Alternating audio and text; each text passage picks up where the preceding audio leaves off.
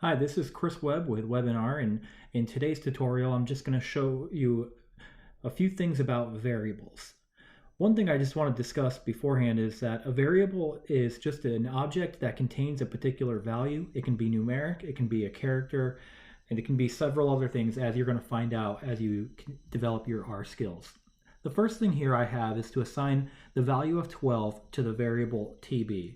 So the first thing I'm going to do is I'm going to go ahead and create TB, and if you don't know it already, you can do two different things. You can either use the equal sign, or you can use this greater than and then the minus sign, or the dash sign as an equal sign. So that's what assigns the value that I'm about to put here, 12, to that variable of TB. So if I were to grab this and run the line, you can see in the global environment here that it goes to 12. The next thing that I like to do is always print out the variable just to see what it contains. And you're going to see this later on when you get more complicated R scripts, that you are going to kind of want to see what's going on as you're going through your scripts. One additional aspect about variables that you want to consider is that you can create variables that stem from existing variables. So if we were to create a football team here, we would need offense, which has 11 players, and we would need defense, which has 11 players as well. But in order to have a team, we need to have offense and defense. So what we're going to do is we're going to create the team based off of, by adding up the offense and the defense.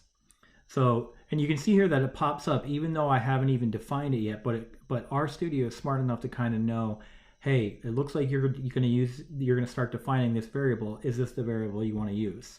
So if I select that and then run these next few lines, you'll see them all pop up over here. Offense, defense, and actually I got an error because offense was not found. Hold on. Okay, I found out my error, and this will happen to you in your data analytics career. What I did is I used a lowercase o here, and I had an uppercase O here.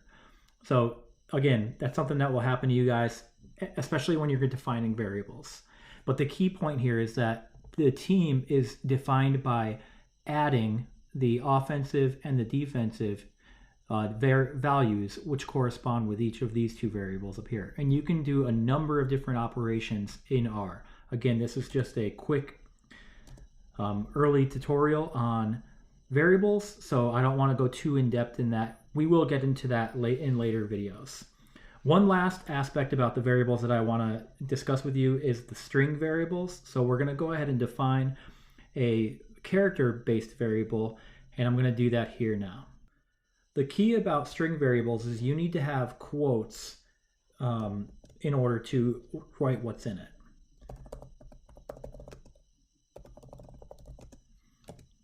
So now once I define that, we'll see it pop up over here as character variable. Now I'm going to give you a quick tip here. In addition to just writing out the variable name itself, you can also use a print command to get the exact same output into the console. We're going to do that right here. And as a bonus for those who stayed to the end of the video, there's a class function that you can use, which will get, this is good for if you have an assignment where a teacher says what type of variable are we using and what can we do with it, because this class function will give you the type of variable. So if I were to get rid of the mychar and I were to use TB, it would give us a numeric output because that was a numeric variable, and you can see that right here. So if you stay till the end of the video, I appreciate it. Please go ahead and give us a thumbs up. Also, go ahead and read some more of our blog posts. Follow us on Instagram. Follow us on Twitter once I get that set up. And watch our videos. Give us a thumbs up, guys. Thank you so much for watching this. I look forward to answering several questions as you guys bring them in. Thanks again.